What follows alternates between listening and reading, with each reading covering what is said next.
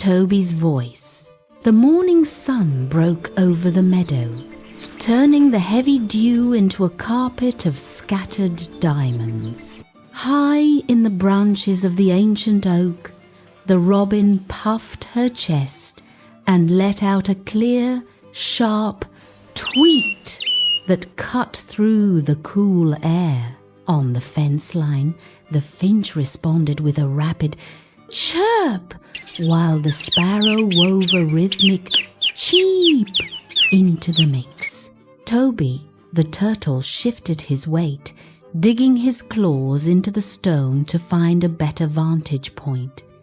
His dark eyes tracked every movement of the birds' beaks. Toby watched the robin, then the finch, his throat tightening with a sudden sharp need.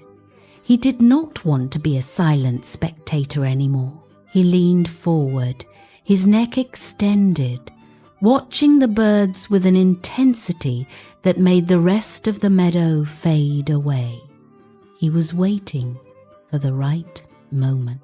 Toby took a deep breath, filling his lungs until his sides pressed against his shell. He fixed his gaze on the robin, memorizing the shape of her beak. He pursed his lips, tightening the muscles until they ached and pushed. The sound was a flat, hollow burst of air that vanished instantly. He frowned, his eyes narrowing in frustration. He tried again, harder this time. He pulled his head back, drew in more air, and forced it through his lips. His face began to flush, turning a deep, strained red. His cheeks throbbed with the pressure, and his neck muscles stood out like cords. It was worse than the first.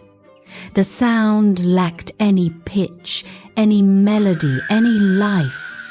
It was just a dull, lifeless expulsion of breath. The birds continued their song, oblivious to the struggle beneath them. Toby held his breath for a second longer, hoping for a miracle, but his lungs burned. He let the air out in a slow, ragged exhale. The tension in his face collapsed. His head sank low, resting heavily toward his shell. The silence he had tried to break felt heavier than before, pressing down on him as he realized his attempt had failed completely. A white rabbit bounded into the clearing, her nose twitching in a rapid, rhythmic cadence. She paused at the base of the rock, her ears swiveling toward the birds, then shifted her attention to the slumped turtle. She watched Toby for a long moment, noting the way his jaw remained set in a rigid, pursed line. Without a word, she turned her back to the rock and lifted her powerful hind leg. She slammed it against the packed earth. Thump! Thump! Thump! The impact sent a series of sharp, percussive vibrations through the stone. She tapped the ground again, a clear, resonant beat that pulsed with the life of the meadow. Toby felt the rhythm in his toes, but he did not move. He looked at the rabbit, then back at the birds still singing in the oak. His heart was not in the earth. It was trapped in the high melodic notes he could not reach. He gave a small, dismissive nod to appease her, but his lips remained pursed in a faint, ghost-like imitation of a whistle. The rabbit waited, but Toby turned his gaze away. The silence on the rock grew brittle. Toby shifted his weight, his eyes locked on the empty air where a melody should have been. A sudden rustle in the branches above broke his concentration. A red squirrel descended in a blur of motion, her claws digging into the bark. She landed on a low-hanging limb, her tail twitching in a frantic, energetic arc. She looked directly at Toby, her head cocked to the side, and clicked her teeth together with a rapid, metallic sound. The noise was sharp, precise, and entirely her own. She chattered again, a quick burst of sound that seemed to vibrate through her entire frame. "Everyone has a sound, Toby," she declared. Before he could respond, she darted back up the trunk, disappearing into the canopy as quickly as she had arrived. Toby sat motionless. He looked down at his green toes, tucked against the rough surface of the rock. They were still. They were silent. He felt the weight of that silence pressing against his chest. He was just a turtle in a world of noise. The sun dipped below the horizon, pulling the warmth from the meadow and leaving behind a deep velvet blue. Shadows stretched long and thin across the grass. Fireflies began to blink, casting soft, flickering pulses of light that danced just out of reach. Toby remained on his rock, a solitary, motionless shape in the cooling air. His mouth ached. The muscles around his lips were tight, strained from hours of forcing air that refused to turn into song. Every attempt had left a dull throb in his jaw, a physical reminder of his persistent failure. He tried to purse his lips one last time, but the effort felt hollow. The air simply leaked out, flat and lifeless. He looked at the fireflies, then at the darkening trees, and felt the weight of the day settle into his bones. The expectation he had carried since dawn finally snapped. He stopped. He let his jaw go slack, the tension draining away like water into sand. His head sank, his chin dropping toward his chest. With a long, ragged exhale, he pulled his head into his shell, shutting out the meadow, the light, and the impossible melody. He retreated into the dark. Inside the shell, the world narrowed to the rhythm of his own pulse. Toby stopped trying to force the air. He let his shoulders drop, releasing the tension that had held his neck rigid for hours. He took a breath, not to whistle, but simply to fill his lungs. He felt the air move deep into his chest, expanding against his ribs. He did not push it out, he let it flow. A low, resonant vibration began to build in his throat. A steady drone that felt like the earth itself waking up. The sound was not a whistle. It was not a chirp. It was a deep, grounding hum that resonated against the hard inner walls of his shell. It felt heavy and warm, a stark contrast to the cooling night air outside. Toby kept his eyes closed, letting the vibration grow until it felt like a second heartbeat.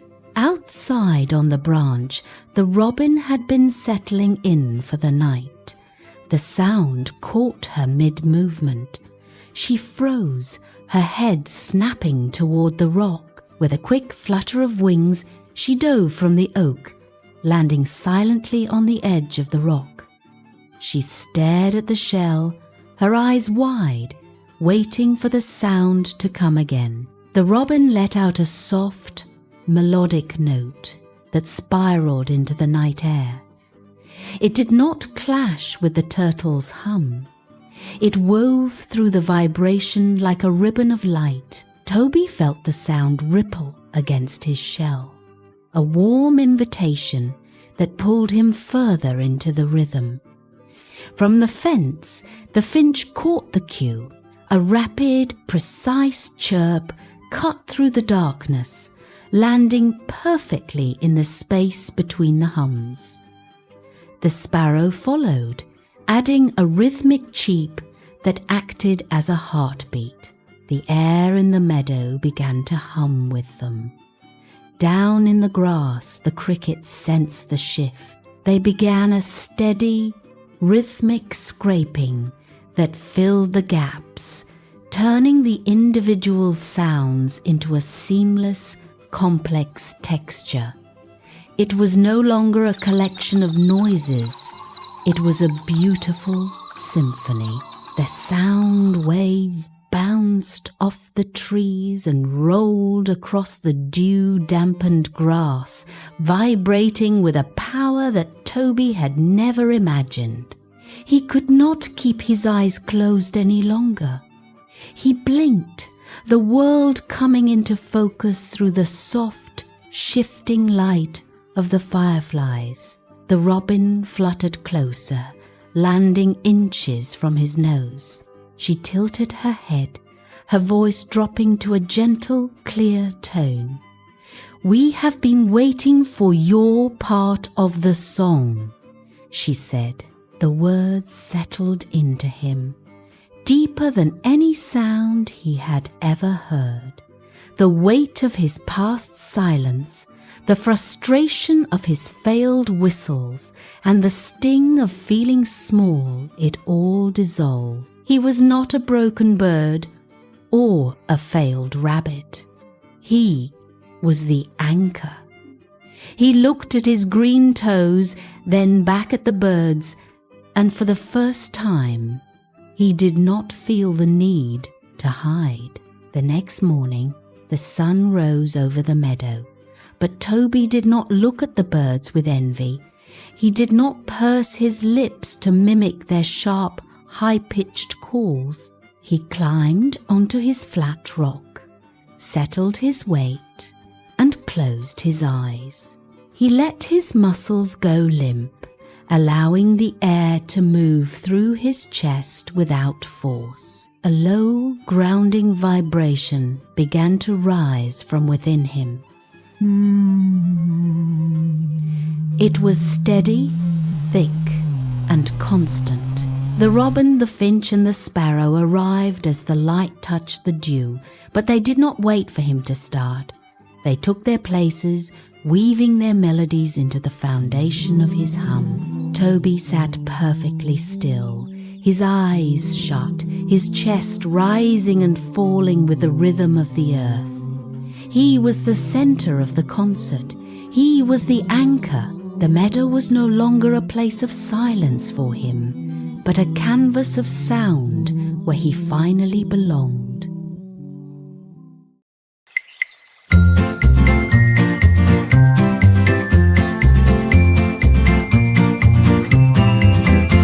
Wake up, the sun is bright. The meadow is singing in the morning light. What's your sound? Let's hear it play. The morning concert starts today. Wake up, the sun is bright. The meadow is singing in the morning light. What's your sound? Let's hear it play. The morning concert starts today. Here comes Robin, high in the tree, singing a song for you and me.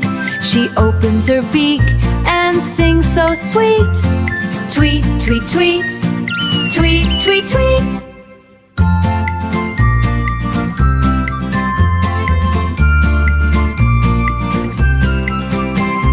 Here comes Finch upon the fence. Listen to the music now commence. He flaps his wings with a happy jerk. Chirp, chirp, chirp, chirp, chirp, chirp.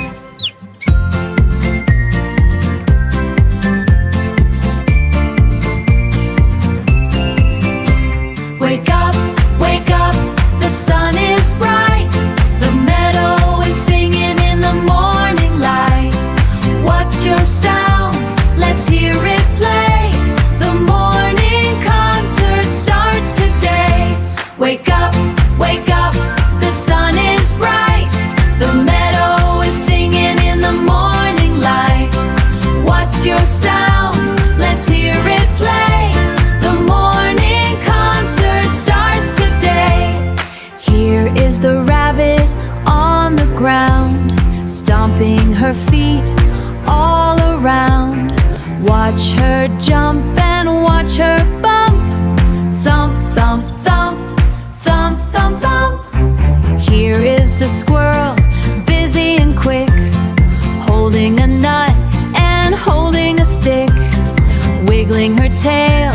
Look at her go. Check, check, check, check. Check, check, check, check. But wait, shh, listen near. What is that gentle sound we hear? Close your eyes and hum along. This is Toby's special song.